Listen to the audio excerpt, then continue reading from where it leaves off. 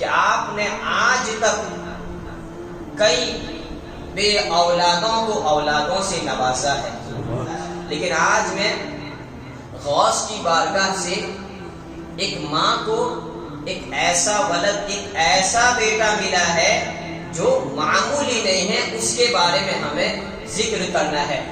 ہمارے غوث نے، سرکار بغداد نے ایک ماں کو ایسے بیٹے سے نوازا ہے کہ جن کے مرید بہاؤدین زکریا ملتانی جیسی ہستی نظر آ رہی ہے۔ سرکار بغداد کی دعا سے ایک ماں کو ایسا بیٹا ملا ہے کہ شیخ سعدی شیرازی جن کی بارگاہ میں ادب و احترام کے ساتھ بیٹھتے نظر آ رہے ہیں، قاضی حمید الدین ناگوری جیسی شخصیت ان کے سلسلے میں داخل ہوتی ہے، اور حضرت بابا فرید گنج شکر جیسی شخصیت ان کی بارگاہ میں، ان کی خانقاہ میں آ کر فیض حاصل کرتی ہے۔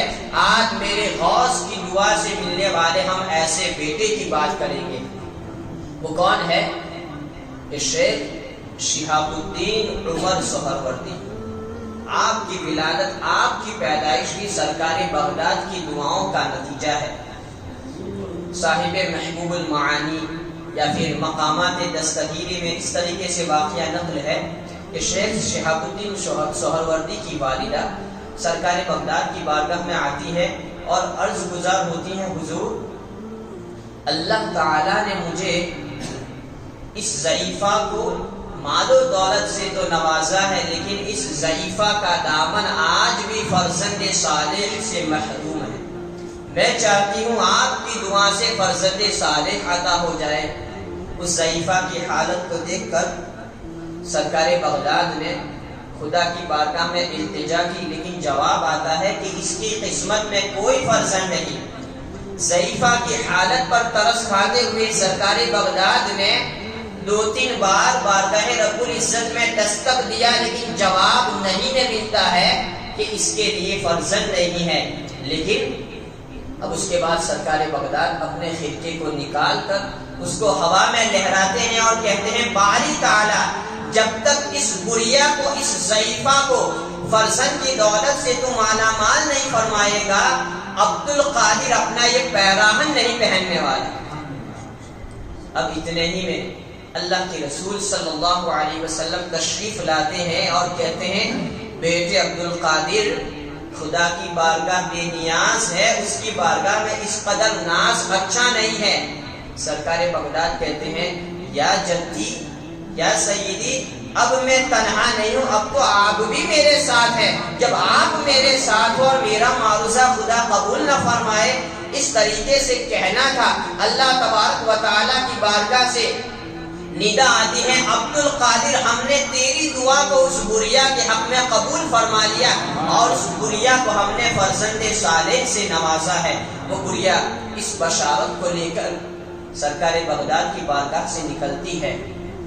چند مہینے گزرتے ہیں اور پھر بارگاہ غوث اعظم میں وہ گڑیا حاضر ہوتی ہے، لیکن اس کا جو دامن تھا وہ تو گوہر مراد سے بھر گیا، لیکن ابھی اس کے چہرے پر جو خوشی ہونی چاہیے وہ خوشی نہیں ہے۔ سرکار بغداد کی بارگاہ میں جب آتی ہے، وہ کہتی ہے، حضور آپ نے تو مجھے بیٹے کی بشارت دی اور اللہ تعالیٰ نے مجھے بیٹی سے نوازا ہے۔ بیٹی یہ بھی اللہ تعالیٰ کی نعمت، لیکن سرکار بغداد کو وہ کہتی ہے کہ آپ نے کہا تھا فرزند صالح ملے گا، آپ کی دعا کیسے رد ہو سکتی ہے؟ سرکار بغداد جیسے ہی کپڑا اٹھاتے ہیں کہتے ہیں، بیٹی کہاں ہے؟ یہ تیرا فرزند ہے۔ اللہ اکبر! سرکار بغداد کی زبان سے نکلنا تھا وہ علامات بیٹے کی پائی جاتی ہے، اس لیے کہ مولانا روم کہتے ہیں، گفتئے اللہ ہوا گرچہ از حلقوم عبداللہ ہوا، اللہ والوں کی جو زبان سے نکلتا ہے وہ ہو کر ہی رہتا ہے۔